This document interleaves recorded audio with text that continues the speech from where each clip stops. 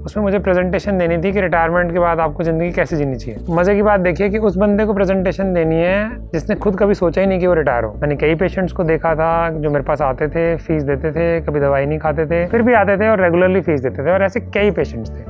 But फिर भी हमेशा ना एक शिकायत सी रहती थी कभी ना कि बच्चे हमारे साथ उतना टाइम स्पेंड नहीं करते जितना कि करना चाहिए। और अगर बच्चा निकम्मा निकला तो भी प्रॉब्लम, बहुत अच्छा निकला और वो चला गया घर से दूर किसी सिटी में या आउट ऑफ इंडिया तो भी प्रॉब्लम, और वो बहुत अच्छा निकला, उसकी बीवी या उसका पति वो ढंग का नहीं निकला तो भी प्रॉब्लम। तो इनका परमुटेशन कॉम्बिनेशन के हिसाब से प्रॉब्लम होने के चांसेस ज़्यादा हैं। आज आपको किसी को दिल से स्माइल देना है, और उन लोगों को स्माइल देना है जिनको आप यूजुअली इग्नोर कर देते हैं लाइफ में। मेड को जब भी ह्यूमन रिलेशन बनते हैं, क्योंकि आज की दुनिया के अंदर जब डिजिटलाइजेशन हो रहा है तो सबसे ज़्यादा कमी ह्यूमन रिलेशन की लगता है। राइटर ने जो किताब लिखी है उसको सब कुछ अच्छा लिखना पड़ेगा। अब उसमें कुछ कॉन्ट्रा नेगेटिव एस्पेक्ट्स भी होते हैं, हम उसके बारे में भी डिस्कस करते हैं। एक तो उसको अप्लाई नहीं कर पाते कई बार हम प्रैक्टिकली किताब पढ़ने के बावजूद भी, चाहे हमें अच्छे से समझ आ जाए। देखो, लाइफ प्रिंसिपल जो ये ग्रुप है, ये जो इसका उद्देश्य है ना, वो बहुत डीप है, और इससे जो ज़िंदगी में चेंज आता है वो बहुत बड़ा आता है। ये उन लाइफ के डायमेंशंस को टच करता है जो सबसे क्रिटिकल हैं, लेकिन इंसान की लाइफ में मोस्ट ऑफ टाइम वो अनबैलेंस रहता है, और फिर उसके बाद वो इग्नोर कर देता है, और उसके बाद कहीं पे बहुत दूर निकल जाता है। क्या बोलूँ कि मेरे पापा हैं और वो लाइफ में पूरे टाइम अच्छे से मेहनत करते रहे, अब वो भी बोर होते हैं, उनके भी फ्रेंड्स नहीं हैं, यूट्यूब पे वो वीडियो देखते रहते हैं सारा दिन फ़ोन के अंदर, और बाद में बच्चों को डांटते रहते हैं। डेमोक्रेसी भी बहुत ओवररेटेड है, सेम फैमिली भी बहुत ओवररेटेड है। एक ही फैमिली से इतने सारे इमोशंस कहाँ से आएंगे? आपके फ्रेंड्स हैं, आपके भाई बहन हैं, आपके कलीग्स हैं, आम जिंदगी में आपको मिलने वाले लोग हैं जो आपको मदद करते हैं, जिनको आप नजरअंदाज कर देते हैं, नजर उठा के देखते भी नहीं उनकी तरफ। इस इनपरफेक्शन में ही अगर हम परफेक्शन ढूंढ पाए, जैसे दो इनपरफेक्ट लोग भी एक परफेक्ट मैरिज बना सकते, दो इनपरफेक्ट दोस्त भी एक बहुत अच्छा रिश्ता बना सकते हैं। परफेक्ट होने की जरूरत ही नहीं है। ये जिंदगी सपनों में मैं सोचता तो था, बट मेरी सोच से पूरी नहीं हो पाई, ये दोस्तों के साथ मिलके और बांट के पूरी हो पाई। से मैं जनरेटिविटी में आ गया था। जनरेटिविटी का मतलब है अब समय है कुछ देने का अगली जनरेशन को, जो आपने सीखा है अपनी जिंदगी में वो ज्ञान बांटने का। या किसी के पार्टनर की डेथ हो जाती है, इवन डाइवोर्स हो जाता है, इवन रिलेशनशिप इश्यूज आ जाते हैं, तो we will be the friends who will help financially, emotionally, medically. तो we will suffer together, we will live together and we will even celebrate together. और उसके बाद कुछ कॉन्ट्रीब्यूशन आपको ऐसे भी करने चाहिए जिनसे कोई उम्मीद ना करें। अब ये तो बहुत भारी भरकम शब्द हो गए है ना। नमस्ते दोस्तों, मैं हूं आपका दोस्त गौरव, और आज इस YouTube चैनल के वीडियो में हम बात करने वाले हैं जिसका नाम है लाइफ प्रिंसिपल। तो लाइफ प्रिंसिपल जो ये ग्रुप स्टार्ट हुआ था, एक 5 साल पहले डॉक्टर राजीव ने स्टार्ट किया था कुछ 5 ग्रुप मेंबर्स को लेके, और उसका जो उद्देश्य था, ऑब्जेक्टिव था, वो ये था कि बुढ़ापे के दोस्त बने। आज से वो दोस्ती चालू हो, और जब तक हम मरते दम तक साथ रहें, एक दूसरे के साथ भागें, एक दूसरे के साथ ज़िंदगी जिएं, एक दूसरे की हेल्प करें और लाइफ में आगे बढ़ते रहें। तो आज हम बैठे हुए हैं कुछ ये 5 साल के बाद, आज हम बैठे हुए हैं ऋषिकेश के अंदर, और पीछे गंगा नदी बह रही है। एक रिजॉर्ट में हम 3 दोस्त आए हुए हैं, प्रदीप, डॉक्टर राजीव, मैं। हम तीनों यहाँ पर हॉलीडे मनाने आए हैं, और साथ में हम ये लाइफ प्रिंसिपल्स का पहला वीडियो शूट कर रहे हैं। तो जब 5 साल पहले स्टार्ट हुआ था व्हाट्सएप से, 2 साल वो ग्रुप चला, उसके बाद 1 साल का गैप आया। 2020 में जब कोविड स्टार्ट हुआ था तो हम लोगों ने उस टाइम को अच्छे से इस्तेमाल करने के लिए वापस डिजिटली कनेक्ट हुए नए प्लेटफॉर्म्स पे, जिसके अंदर हमने वीडियो के थ्रू इंटरेक्ट करना चालू किया वीकली मीटिंग्स में। और अब वो ग्रुप जो है 7 लोगों से 25 लोगों का बन गया, और 2 साल की जर्नी में हमारी ज़िंदगी में तो चेंज आया ही था, उन लोगों की लाइफ में भी बहुत चेंज आ रहा है। उसमें हमने बुक रीडिंग स्टार्ट करी, उन बुक रीडिंग्स के ऊपर हमने लाइफ प्रिंसिपल डिस्कस करने आपस में स्टार्ट किए। तो मैं डॉक्टर राजीव से अब समझना चाहूँगा, ये पूछना चाहूँगा कि ये लाइफ प्रिंसिपल का उनको आइडिया क्यों आया था, और ये एक्चुअली है क्या। नमस्कार दोस्तों, ये जो लाइफ प्रिंसिपल का आइडिया है ये आया तो लगभग उससे पहले था, बट उसको एक्चुअली प्रैक्टिस में कैसे लाना है ये इसको समझ आने में थोड़ा समय लगा। हुआ ये था कि जब मैं 37 ईयर्स ओल्ड था, अब मैं बोल रहा हूँ मैं 37 ईयर ओल्ड था, क्योंकि मैं अब 47 का होने वाला हूँ जिस दिन ये वीडियो शूट हो रहा है, लगभग 10-15 दिन में। जब ये अपलोड होगा हो सकता है मैं ऑलरेडी 47 का हो चुका हूँ। तो 10 साल पुरानी बात है। मेरे को एक सरकारी ऑफिस में बुलाया गया कि आपको लेक्चर लेना है जो लोग रिटायर हो रहे हैं। वो 60s में थे और पैन इंडिया से आए थे, और 17 लोग थे लगभग, और PPF का ऑफिस था वो। तो उसमें मुझे प्रेजेंटेशन देनी थी कि रिटायरमेंट के बाद आपको ज़िंदगी कैसे जीनी चाहिए। मज़े की बात देखिए कि उस बंदे को प्रेजेंटेशन देनी है जिसने खुद कभी सोचा ही नहीं कि वो रिटायर हो। अब क्योंकि मैं काफ़ी प्रेजेंटेशंस देता हूँ तो मैं लगा ये तो जस्टिस हो ही नहीं पाएगी, तो मैंने बुक्स को ढूंढना शुरू किया, रिसर्च करनी शुरू की, और मैं जैसे कि मेरी आदत है मैं काफ़ी डीप जाता हूँ, तो मैंने 15-20 दिन लगाया उस लेक्चर को प्रिपेयर करने के लिए, जो कि मात्र 20 मिनट का होने वाला था और उस दिन 1 घंटे का हुआ। तो उस लेक्चर के प्रोसेस में जो मैंने सीखा और जो समझा, और एनीवे मैं बीइंग ए साइकियाट्रिस्ट तो प्रैक्टिस कर ही रहा था। मैंने कई पेशेंट्स को देखा था जो मेरे पास आते थे, फीस देते थे, कभी दवाई नहीं खाते थे, फिर भी आते थे और रेगुलरली फीस देते थे, और ऐसे कई पेशेंट्स थे। वो बड़े गर्व से कहते थे कि हमारे बच्चे फ़ॉरेन चले गए, अपने रिश्तेदारों को, मुझे नहीं, और मेरे कमरे में आके रोते थे। तो मैं लगा राजीव ऐसा ना हो, तेरी ज़िंदगी में आने वाले समय में ऐसी हो। मैं अपने पेरेंट्स को भी देखता था और बड़ा प्राउड फील करते थे कि मेरा बेटा भी सेटल हो गया है, मेरी बेटी भी सेटल हो गई है। और उसके बाद मैं अपने father in law, mother in law को भी देखता था, उनकी ज़िंदगी में था कि चलो अब मेरे साथ ही शादी हुई है उनकी बेटी की, तो वो भी सेटल हो गई है, बेटा भी अच्छा कमा रहा है। बट फिर भी हमेशा ना एक शिकायत सी रहती थी कभी ना कि बच्चे हमारे साथ उतना टाइम स्पेंड नहीं करते जितना कि करना चाहिए। और जबकि हम तो अच्छे बच्चों में आते हैं, जब बुरे बच्चे होते होंगे तो पता नहीं क्या क्या होता होगा, बट वो भी मैं क्लिनिक पे देख पाता था क्या क्या होता है। तो मैं अपने दोस्त नवीन से भी कॉलेज टाइम में बात करता था। मैंने कहा यार, कॉलेज टाइम मतलब जब मैं MBBS में था, तो मैं ये बात करता था कि यार हमें ना बच्चों पे डिपेंडेंट नहीं होना पड़ेगा। बच्चे तभी तक आपका साथ देते हैं जब तक उनको ज़रूरत होती है, क्योंकि बायोलॉजिकली जब बच्चे 12-15 साल के होते हैं, उससे जब छोटे होते हैं 12 साल से छोटे, तो उनके आपको हर तरह की ज़रूरत होती है। बल्कि रिसर्च तो यहाँ तक कहती है कि अगर आप बच्चे को पीट भी दीजिए, मार भी दीजिए, सेक्सुअली या फिजिकली अब्यूज़ कर दीजिए, तब भी बच्चे आपको ही क्लिंग करते हैं, क्योंकि उनको ज़िंदा रहने के लिए आपकी ज़रूरत है। बट 13-15 साल में जैसे उनके फ्रेंड्स बनने लगते हैं, सेक्सुअल डेवलपमेंट होने लगती है, उनकी जो ज़रूरतें हैं वो बदल जाती हैं। अब तब तक अगर आप बदल जाएँ, अब जैसे अब तो मेरे बच्चे उस उम्र को क्रॉस कर चुके हैं, फिर भी वो मेरे से अच्छे से बात करते हैं और डेली मिलते भी हैं, गले भी मिलते हैं जब मैं घर जाता हूँ। तो मुझे रियलाइज़ हुआ कि मुझे इसलिए गले मिलते हैं क्योंकि मैं उनको तब से समझता आ रहा हूँ। जब वो छोटे थे तब भी मैं उनकी बात ध्यान से सुनता था, अब भी मैं उनकी बात ध्यान से सुनता हूँ। बल्कि हैरानी की बात तो मुझे ये हुई कि मेरे बच्चों के दोस्त भी मुझसे बात करना पसंद करते हैं। वो मेरे लिए कुछ नया था, क्योंकि मैं तो अपने दोस्त को ये बोला करता था कि जब बच्चे 13-15 साल के हो जाएंगे ना, तो मैं तो छोड़ दूंगा, जो उनका मन करता है उनको करने दूंगा। अब मैं दोबारा इस बात पे आ जाता हूँ। जो 37 ईयर्स की एज में मैंने सेमिनार दिया था, उसमें मुझे स्टैंडिंग ओवेशन मिली थी, जबकि मैं रिटायर ना कभी सोच रहा था होऊंगा। बट उस सेमिनार ने मुझे सोचने पे मजबूर कर दिया, वो भी 2-3 हफ्ते तक, कि जब मैं रिटायर होऊंगा तो क्या करूँगा। पहली रियलाइजेशन मुझे हुई कि हम तो अमीर बुड्ढे होंगे, पूरी ज़िंदगी पैसे कमाएंगे, खूब पैसे कमाएंगे, और उसके बाद बच्चे होंगे नहीं साथ में। और अगर बच्चा निकम्मा निकला तो भी प्रॉब्लम, बहुत अच्छा निकला और वो चला गया घर से दूर किसी सिटी में या आउट ऑफ इंडिया तो भी प्रॉब्लम, और वो बहुत अच्छा निकला, उसकी बीवी या उसका पति वो ढंग का नहीं निकला तो भी प्रॉब्लम। तो मैंने कहा परमुटेशन कॉम्बिनेशन के हिसाब से प्रॉब्लम होने के चांसेस ज़्यादा हैं और कंफर्टेबल रहने के चांसेस जो हैं वो कम हैं। और जो मैंने रिसर्च पढ़ी थी उसमें ये था कि हस्बैंड वाइफ का अपना रिलेशन भी होना चाहिए, हस्बैंड वाइफ के अपने फ्रेंड्स भी, अलग अलग फ्रेंड्स भी होने चाहिए, कॉमन फ्रेंड्स भी होने चाहिए, साथ में आपकी सिबलिंग्स जो है या दोस्तों से भी अच्छी बननी चाहिए, फिर सोसाइटी में भी आपका कुछ कंट्रीब्यूशन होना चाहिए, और उसके बाद कुछ कंट्रीब्यूशन आपको ऐसे भी करने चाहिए जिनसे कोई उम्मीद ना करें। अब ये तो बहुत भारी भरकम शब्द हो गए, है ना, इसको रियल लाइफ में कैसे लाया जाए। तो तभी मैंने आपको कहा था कि समझ तो मुझे 37 साल की उम्र में आ गया था, बट इसको प्रैक्टिकली अप्लाई करते करते जो है मुझे भी 4-5 साल लग गए। मैंने गौरव से बात की, ललित से बात की, अपनी बहन से बात की, कुछ जो और फ्रेंड्स थे उनसे बात की, और मैंने उनको ये कॉन्सेप्ट सुनाया। सभी लोग इंटरेस्टेड थे। अब मेरा बैकग्राउंड साइकियाट्री का था तो मैंने उसकी लीड ली। मैंने कहा मैंने एक टॉपिक दूंगा आप सबको, हम सब उस पर होमवर्क करेंगे और शेयर करेंगे डेली बेसिस पे। तो कुछ ही हफ्तों में कुछ ऐसा होने लगा जो चमत्कारी टाइप था, 6 से 8 हफ्तों में, कि सारा दिन वही टॉपिक चलता रहता था कि एक टॉपिक मिला, आज ना कम से कम 5 लोगों को स्माइल करना है, उनको जिनको आप स्माइल नहीं करते हैं रेगुलर बेसिस, ज़रूरत नहीं है आपको। तो उसके बाद कभी किसी ने टिप दे दिया, जैसे एक बार मुझे याद है गौरव का कुछ क्रेडिट कार्ड का काम फंसा हुआ था, वो हो गया था। तो ऐसे बहुत सारे इंटरेस्टिंग चेंजेस होने लगे कि आपने गार्ड को स्माइल दे दिया तो आपको गाड़ी का हॉर्न ही नहीं बजाना पड़ा, उसने अपने आप ही शटर अप करना शुरू कर दिया। तो आपने उन लोगों को स्माइल दिया। फिर आपने अपने पार्टनर से पूछा कि तुझे क्या लगता है कि तेरे क्या सपने हैं, तो कोई पार्टनर रो ही पड़ा, कोई दोनों गले लग के रोने लगे। मतलब कुछ ऐसी चीज़ें हुई जो मैंने भी कभी इमेजिन नहीं की थी, despite being a psychiatrist, seeing patients on the clinic. मैंने कहा ये तो बड़ा मज़ेदार है यार। फिर ये 2 साल तक कार्यक्रम चलता रहा।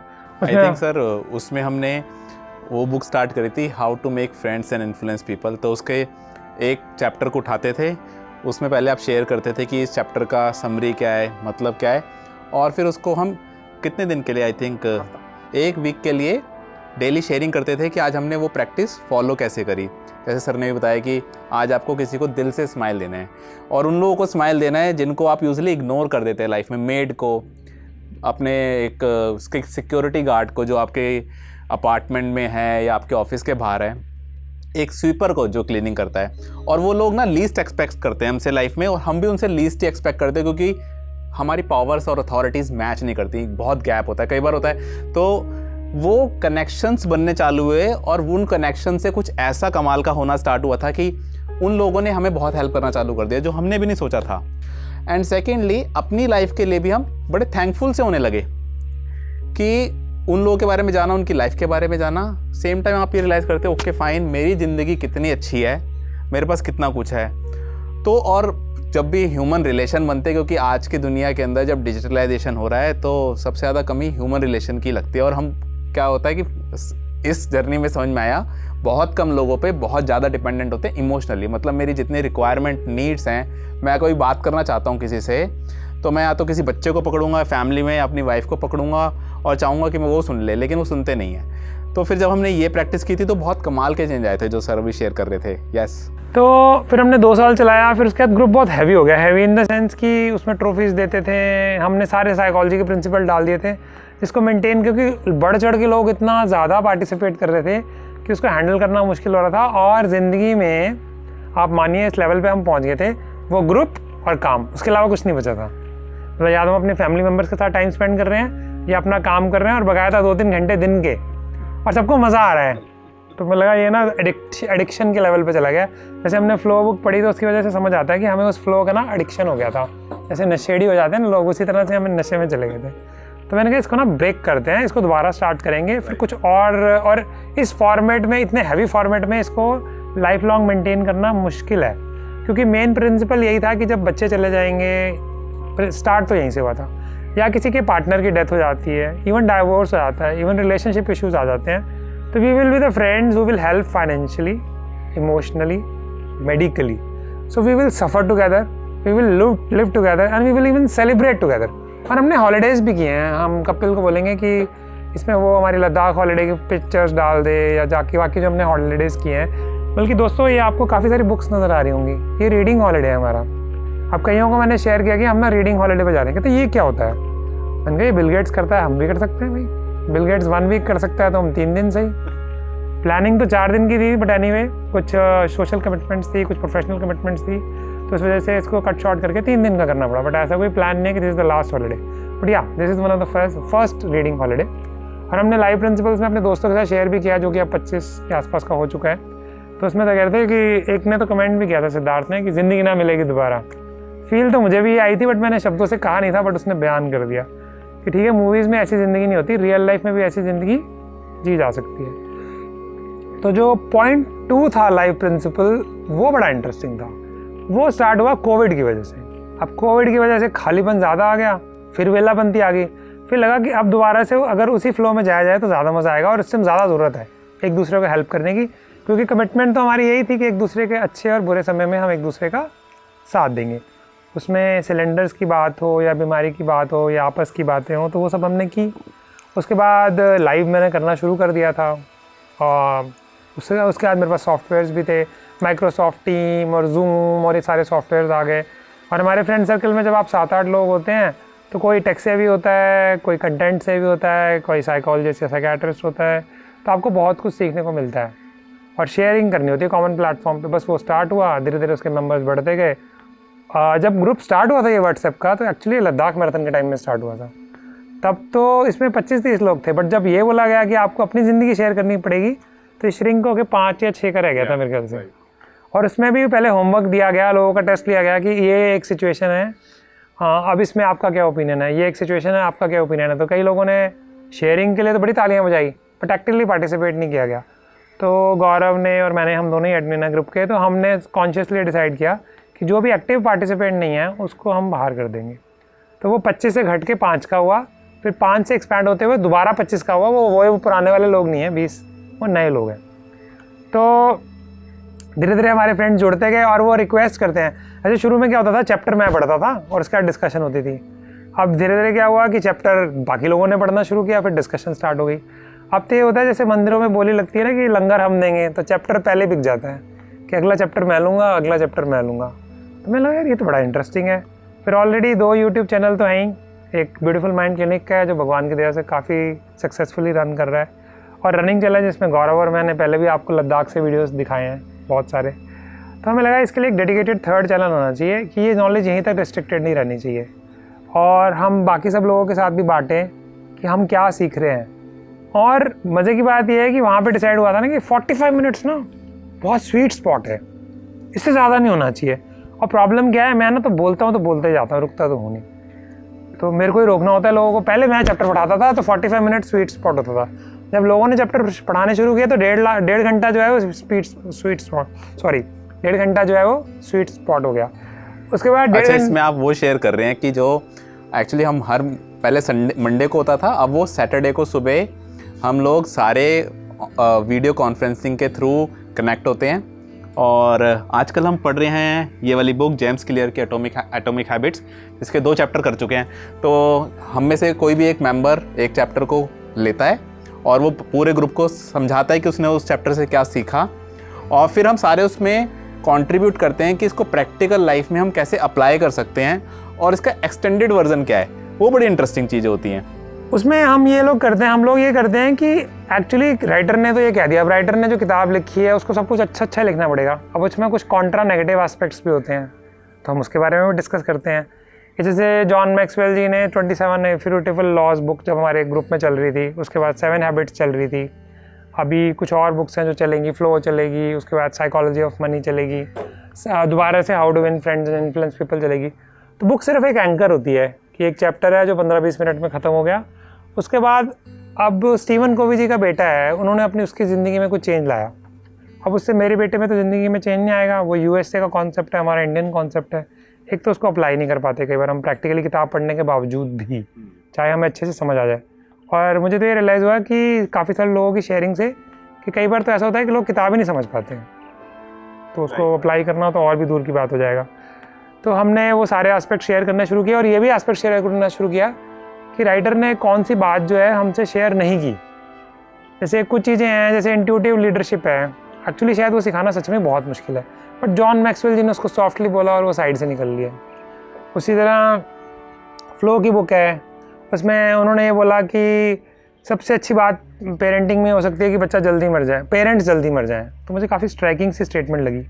और साथ में एक दूसरी एक्सट्रीम है, या तो पेरेंटिंग बहुत ही अच्छी हो, तो ये तो उस तरह से हो गया जैसे मान लो कि या तो भगवान को कोई पूजे ना, या वो एथीस्ट हो। जैसे मैं तो एथीस्ट हूँ, मैं भगवान को नहीं मानता, बट मेरे आसपास मेरे फ्रेंड्स हैं, मैं भी एथीस्ट हूँ वैसे, मेरे फ्रेंड्स हैं जो भगवान को बहुत ज़्यादा मानते हैं। तो इंसान को या तो पूरे दिल से मानना चाहिए या बिल्कुल नहीं मानना चाहिए। मैं इस लेवल तक नहीं मानता कि जब मेरी मम्मी को कैंसर था तब भी मैंने ऐसे नहीं कहा कि भगवान मदद करो। मैं लगा हाँ ठीक है, प्रॉब्लम है, इतना टाइम बचा है, अब इसमें ये कर सकते हैं। बट जो भगवान को मानते हैं वो दिल से मानना चाहिए। तो मुझे ये समझ आया कि एक्सट्रीम, और चैप्टर में उन्होंने बोला भी, बट उन्होंने एक ही लाइन में निपटा दिया कि अगर पेरेंट्स बहुत सपोर्टिव हों तो हो तो सकते हैं। मैं तो हूँ, गौरव भी है, मैं इसकी बेटी को भी जानता हूँ, ये मेरे दोनों बच्चों को भी जानते हैं, बल्कि मेरे बेटे का रोल मॉडल तो गौरव मेरे से ज़्यादा है। तो इसलिए इम्पॉर्टेंट क्या हुआ कि हमने वो चीज़ें भी शेयर की जो बुक में नहीं लिखी थी, और ये देखा कि काफ़ी लोग मुझसे मिलती जुलती चीज़ें शेयर कर रहे हैं कि हाँ हम भी ये भी बोलना चाहते हैं, हम भी वो बोलना चाहते हैं। तो काफ़ी सारे लोगों ने बहुत सारी चीज़ें की। तो अब हमने सोचा कि इसका ना एक चैनल ही बना देते हैं, हम इसको खुद तक नहीं रखेंगे। ऐसे a beautiful mind clinic channel भी इसीलिए स्टार्ट हुआ था कि ओपीडी 10 की हो गई, पैसे ठीक ठाक हो गए, अब इससे ज़्यादा मेरी ज़रूरत ही कम है, मैं क्या करूँ। अब मैं तो अपने 7 साल से इसी तरह की शर्टें पहनता हूँ जो पहन रहा हूँ। पहले मेरे को शर्म आती थी, जब ओपीडी थोड़ी कम थी, जब ज़्यादा होगी तो मुझे लगा अब तो पेशेंट इस शर्ट में भी दिखा रहे हैं मुझे, तो मैं तो क्लिनिक में भी यही पहनता हूँ जो मैंने वीडियोज़ में पहन रखी है। कई बार तो लोग बोलते हैं सर वीडियो में भी यही शर्ट थी ना आपकी, मैंने कहा हाँ बिल्कुल यही थी। तो दैट इज़ इम्पॉर्टेंट। तो इंटरेस्टिंग बात क्या है कि हमें लगा जैसे ब्यूटीफुल माइंड क्लिनिक चैनल पे साइकेट्री शेयर की थी, जब हमने रन करना शुरू किया था लोगों ने मेरा मजाक उड़ाना शुरू किया था, क्योंकि तब मेरा वेट 97.3 था, अब मेरा 72 है, तो 24 मात्र 24.5 किलो वज़न कम हो गया है पहले के मुकाबले। तो कई बार तो क्लिनिक पे पेशेंट पहचानते भी नहीं हैं। तो जब वीडियो बनाने शुरू किए थे तब इतनी नॉलेज नहीं थी रनिंग की। साइकेट्री में तो चलो मैं बोल सकता हूँ कि आई एम द बॉस, मैंने पढ़ रखी है, मैंने एम से MD की है, मैंने इतने पेशेंट देखे, I can say something. But running में तो मैं ऐसा कुछ भी नहीं बोल सकता, मोटू और ऊपर से भाग रहा है ऊपर से ज़िंदगी में कभी स्कूल में मेडल जीता नहीं और वीडियो बना रहा रनिंग पे। अब ठीक है, एक आदत होती है आपको रिसर्चर टाइप की, गौरव की भी वही आदत है, हम दोनों की मैच करती है ये कि घुस जाते किसी भी चीज़ में। और रिसर्च ये कहती है कि जब 10,000 घंटे आप पूरा कर लेते हैं तो आप एक्सपर्ट बन जाते हैं। अब 10,000 घंटे तो दोस्तों हो चुके हैं, तो रनिंग का चैनल भी ठीक ठाक ही चल रहा है।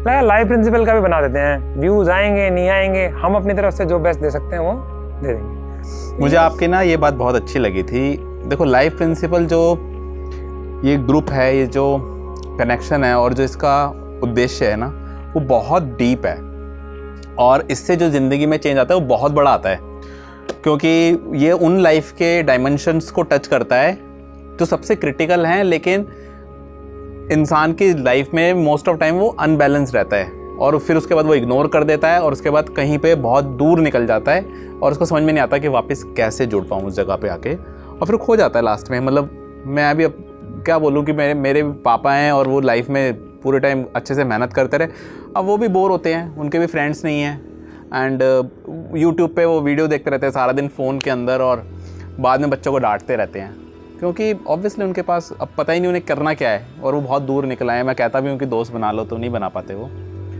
तो ये जो ग्रुप है ना, ये बहुत आपकी लाइफ में, मतलब मेरी लाइफ में ये बहुत चेंज लाया, पर्सनल, प्रोफेशनल, मेरी हेल्थ में, मेंटल, फिज़िकल, मेरी सोशल लाइफ के अंदर, मेरी वेल्थ के अंदर, वो हर जगह पे आई है वो चेंज।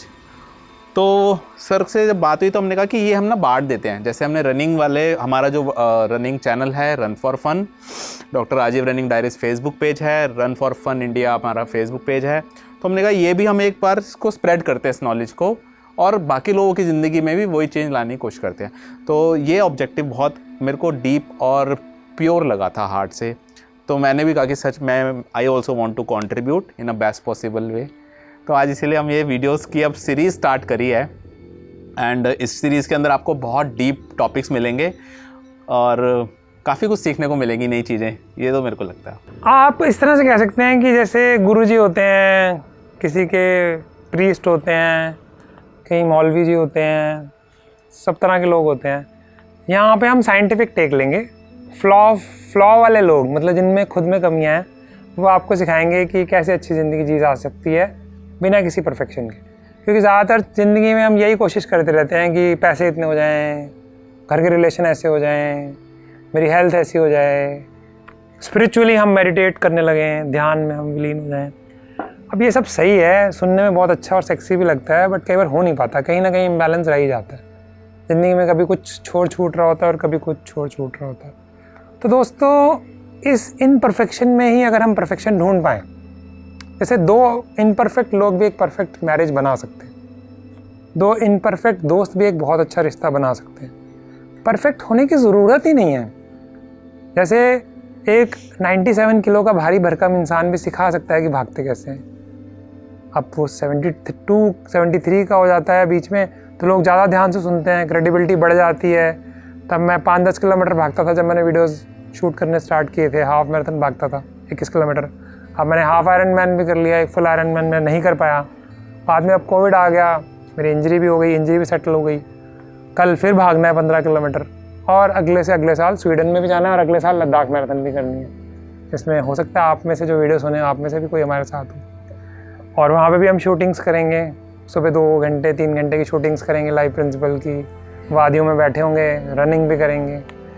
ये ज़िंदगी सपनों में मैं सोचता तो था, बट मेरी सोच से पूरी नहीं हो पाई। ये दोस्तों के साथ मिलके और बांट के पूरी हो पाई। इस वेंचर के साथ क्या होगा मैं नहीं कह सकता, बट ब्यूटीफुल माइंड क्लिनिक के साथ बहुत कुछ ब्यूटीफुल हुआ और रनिंग के साथ भी बहुत कुछ हुआ। बहुत दोस्त बने और कुछ मेंबर्स तो रनिंग चैनल के थ्रू फ्रेंड्स बने और वो हमारे व्हाट्सएप ग्रुप में आए, उसके बाद वो लाइफ प्रिंसिपल में भी हैं। तो कहना इम्पॉसिबल है क्या होगा, बट ये है कि ये जर्नी बड़ी खूबसूरत है। तो मेरे और गौरव की तरफ से ये शुरुआत थी। और इसमें जैसे नॉर्मली यूट्यूब आपको बोलता है ना, वीडियो आप छोटा बनाएं, 5 मिनट का बनाएं, कपिल भी इशारा कर रहा है बहुत लंबा हो गया। तो हम इस पे ध्यान नहीं देने वाले, जिसने सुनना है सुने, जिसने नहीं सुनना ना सुने भाई, कोई जल्दी थोड़ी है। अब लाइफ प्रिंसिपल के फंडे हैं, उसमें भी हम बोले ये फास्ट फूड ले लो भैया, तुम बर्गर खा लो तुम, अब ये तो ना हो पाएगा मेरे दोस्त। जिसने सुनना है वो दिल लगा के सुनेगा, क्योंकि अब क्या है, काफ़ी एक्सपीरियंस भी हो गया है या क्योंकि ये ब्यूटीफुल माइंड क्लिनिक में हमने लाइव्स भी किए, हमने शॉर्ट वीडियोज़ भी बनाए, हमने लॉन्ग वीडियोज़ भी बनाए। जो पेशेंट क्लिनिक पे आता है ना और जो पैसे देता है वो तो लॉन्ग वीडियो देख के आता है भाई। तो जो मेंबर बनेगा ना ग्रुप का भी, या फिर कल को सेमिनार्स में आएंगे, हम यही चीज़ें डिस्कस कर रहे होंगे, तो वो तो वही आएगा जिसने पूरा वीडियो चेकआउट कर रखा होगा। तो हमें चाहिए क्वालिफाइड लोग। हम इंटरेस्टेड ही नहीं हैं उन लोगों में जिनको सब कुछ 5 मिनट में चाहिए। 5 मिनट में चाहिए तो इतने सारे लोग हैं, हमारी ज़रूरत ही नहीं है। हम तो भाई डिटेल में जाएंगे, हम तो मज़े लेंगे। हम तो इसलिए बना ही नहीं रहे कि इसका कोई और मोटिव है। जो वो टिक मार्क्स करने थे, जो एरियाज़, मेरे तो टिक मार्क हो गए सारे। अब तो मैं बुढ़ा भी हो गया, क्योंकि लास्ट में टॉपिक इसी से एंड करना चाहूँगा, बाद में मैं गौरव को दे दूँगा। जब आप 40 साल के हो जाते हैं ना, वैसे वो उम्र मेरी 37 में आ गई थी उस रिटायरमेंट के सेमिनार के बाद। एरिक एरिक्सन है, बहुत बड़े साइकोलॉजिस्ट, उनका एक कॉन्सेप्ट होता है जनरेटिविटी वर्सेस स्टैग्नेशन। नाम में ही अगर आप देखेंगे तो जनरेटिविटी है, मतलब इंसान को लगता तो है वो 100 साल तक जिएगा, बट 5000 में से एक इंसान जी पाता है आम जिंदगी में। मेंटोस ज़िंदगी या खास ज़िंदगी में 500 में से एक जी पाता है, जो ब्लू जोन्स में होता है।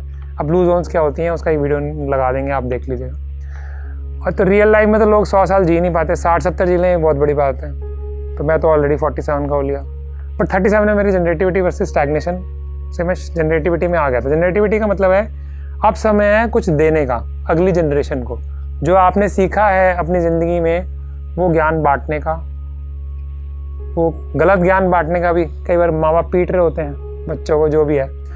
नहीं तो आपकी ज़िंदगी ना कहीं स्टैग्नेंट मतलब रुक जाती है। जैसे एजिंग को छुपाना, बुढ़ापे को मेकअप से छुपाना, ऑपरेशन कराना, या मेरी तरह चश्मा लगाना, मैं इसको उतार देता हूँ, कोई चक्कर नहीं है।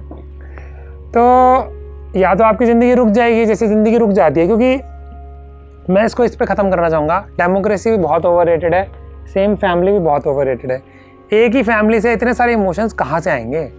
आपके फ्रेंड्स हैं, आपके भाई बहन हैं, आपके कलीग्स हैं, आम जिंदगी में आपको मिलने वाले लोग हैं जो आपको मदद करते हैं, जिनको आप नज़रअंदाज कर देते हैं, नज़र उठा के देखते भी नहीं उनकी तरफ।